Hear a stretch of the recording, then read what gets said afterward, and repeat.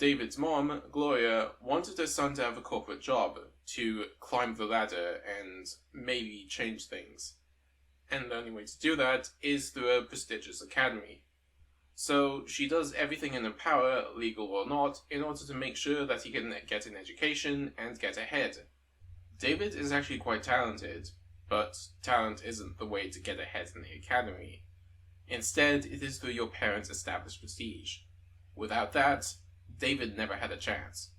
The system wasn't designed for David, but why is it necessary to climb that ladder? In cyberpunk settings, the world around the academy is a barren wasteland, where the only jobs include sifting through rubble or farming maggots. The only hope for money, wealth, and fame is the city. Under these conditions, competition is fierce. There are no jobs, only odd jobs for people who have done everything in their power, up to and including murder, to get their way into the system all those long years ago. Anything and everything is fair game. All this technology, yet we are forced to live like peasants, or fight our way into the court. People don't really like the system, but it's the only one they've got, and so they keep on having to work inside that system. At least until someone gets them a better deal. This is the stuff that rebellions are made of. But David's rebellion fails. As strong as he might be, his strength isn't enough against the wealth and power of Arasaka. How could he have won? How could he have changed the society around him into something that he perceives as being more to his benefit? Personally, I feel like you can't really tackle this in first person.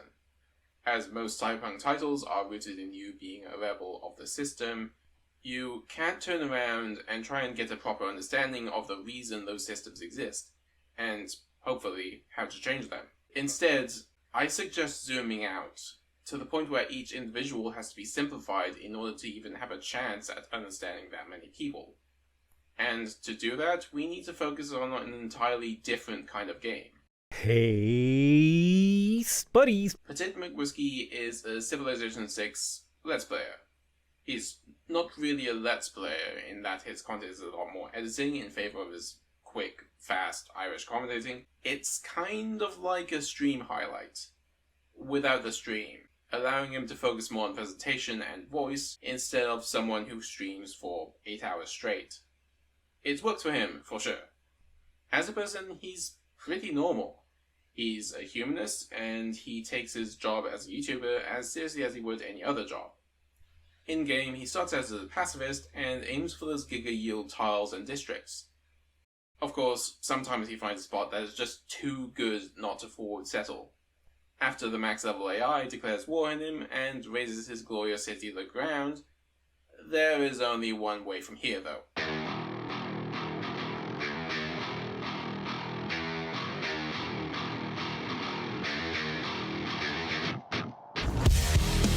Okay, he got greedy, but he was able to push back the AI after attacking up to his Khmer elephants and overwhelming Babylon. And he didn't stop until Babylon had been wiped out. Now, some Twitter moralists are going to look at this and be incredibly puzzled. Wouldn't this make him a mass murderer? A menace to society? Well, maybe, but all he did was follow the systems of the game. Under these circumstances, you could say that he was merely a function of the systems and geography given to him by RNGesus. And as someone who really loves 4X mechanics, I think this provides another way to look at Cyberpunk. If you zoomed out of Cyberpunk, what would you see? A vast city barely holding itself together under the weight of its own power bill, and the descended guts of the people clawing their ways into the only place that would allow them to be safe. Even Arasaka, as mighty as it might be, still relies on the city's infrastructure to keep selling its products to a population rich enough to afford them. If the city failed, then so would Arasaka. Of course, plenty of people rely on the city, and they'd quickly be against any literal destruction of it. But if you could change the system, alter it to your whims, then how would you do that? What would Arasaka and the city need in order to continue? They do need a lot of customers to buy their products, and the material to make it, and the machines to craft it. But what they really need, as a lot of the world is finding out right now, is that electronics don't work without electricity. Okay, technically you could go back to chemical batteries, But if a power company began imposing its ideology on its customers, then what real choice would their customers, even someone as powerful as a megacorp or even a state, have? So let me pitch you a real-time 4X game, set in a cyberpunk world based around that concept. I'm drawing on my previous work for this one, so I recommend looking at this playlist for my general thoughts on real-time strategy, as well as how I redefine it as Action 4X. And this all starts with the Blackout ransom. Another person like David, who I'll be calling the Bastard, figures that the system is corrupt and evil, but instead of outright being a rebel, he bides his time and gathers followers and forces. After a decade of preparation, he seizes control of the central power network. Following a minute-long blackout, he then issues an ultimatum. All those who would oppose him will be unlicensed from the power grid, preventing their industries and equipment from operating, and restrictions applied thereafter. After a brief war with corporate and merc forces, and without outside forces as reinforcements, the damage taken is too much for the corporations, and they agree with his terms. Exercising ironclad control over the stock market, Commissars inside every corporation, and the nationalization of the police department and trauma team, he has full control of the economy. The thing with the command economy, however, is that if it runs smooth, then no one notices it. But if the calculations are not good enough, or the material economy cannot comply with political will, then shit hits the fan. Go read some Soviet jokes and come back to me. With several failures under his belt, the city is ready to rebel. And not just small groups of rebels, but groups with enough capital, mutual interest, and combat experience that they cohere together as a faction. I'm not going to talk about these factions here because that would take way too long, and I want to focus more on some of the base systems that a rebel would need to consider in this sort of game. But if you have an idea as to what kind of factions could be in this game, then go right ahead and post them in the comments below. Keep in mind that the gameplay I have in my head is going to look like a mashup of Dune Spice Wars and Endless Legend. Before we talk about systems though, I want to talk about victories, because I feel like most 4X games don't have particularly interesting victory conditions. For example, you have economy victories, science victories, expansion victories, and elimination victories. Instead, I want a series of victories that make sense for the world, as well as something that the players themselves determine. I have 4 possible victories in mind, and they all revolve around the bastard who has taken the throne. First of all, you can just take the throne from him with military force.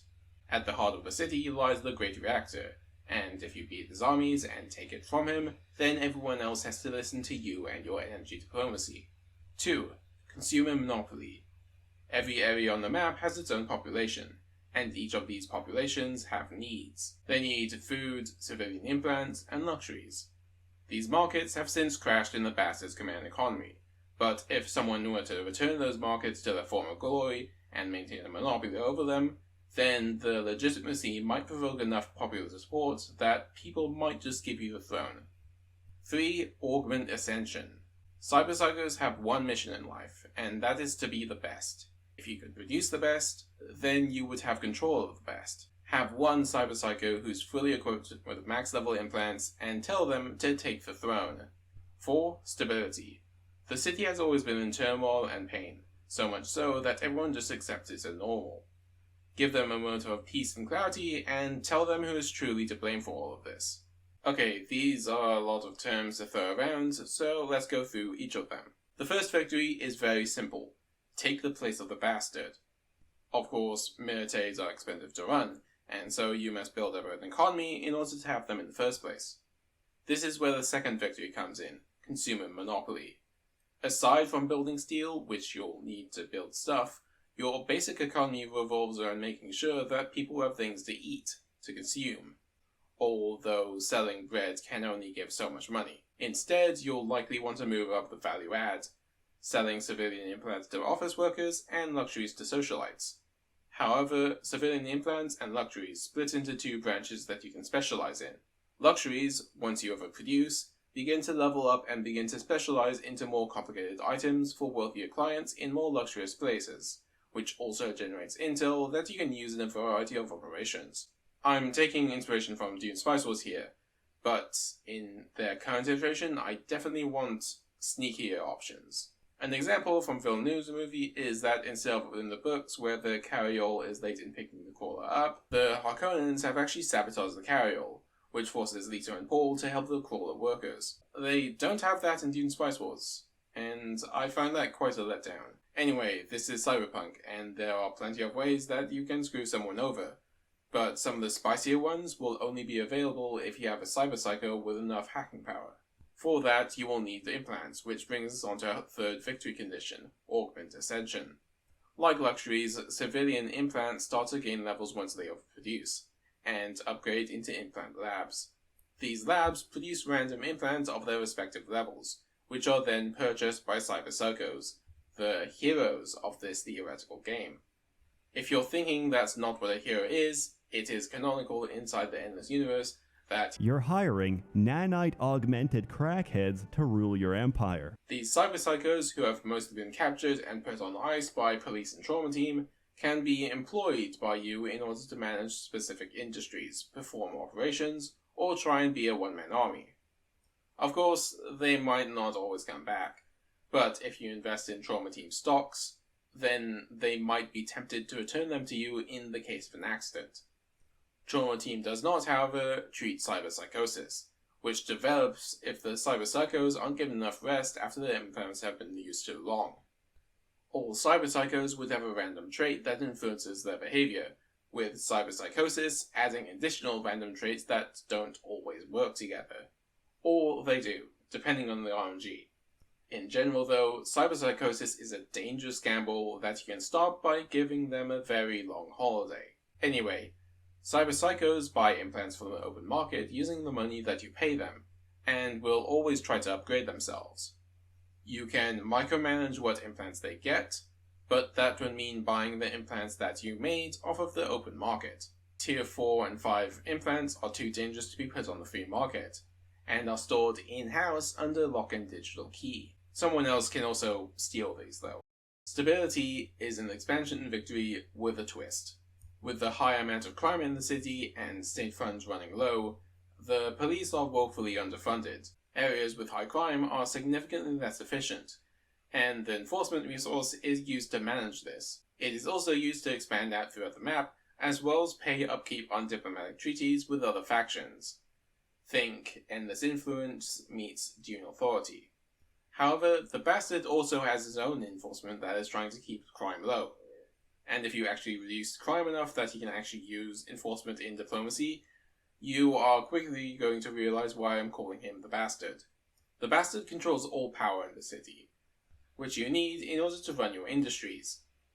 By default, he provides you with a flat rate that scales up over time, but if you were to overdraw power, then he reduces your power supply, which could force some of your industries offline, and then he fines you. And if you can't afford to pay, he'll send his army and make an example out of you for every other faction to see. I can also see him on random propaganda rolls that pop up on every player's screen, professing how great a figure he is and shit, and how people must be managed in order for them to not return to their evil natures. He's a bastard, someone that everyone else wants dead. And that's all I've got. If you have questions, I'll be active in the YouTube comments, so please put them down below. Thanks for watching.